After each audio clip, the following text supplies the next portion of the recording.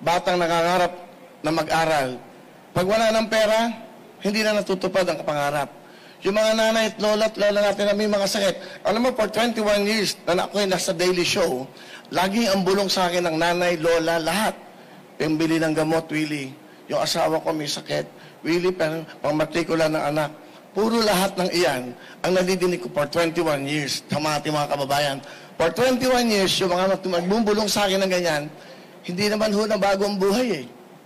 Sa mga madami na nagsilbi sa ating bayan. Wala akong sinasabing iba. Ibig ko lang sabihin, dapat hindi lang batas tungkol sa batas ng mga kung saan batas. Batas ng mga mahihirap ang kailangan natin. Paano magbibigyan ng magandang buhay ang ating mga kababayang mahihirap? Mga batang nangangarap na walang pambili ng libro, walang sapatos, walang pangmatrikula. Yan. Yung mga lola at lola na nanay natin na walang pambiling gamot.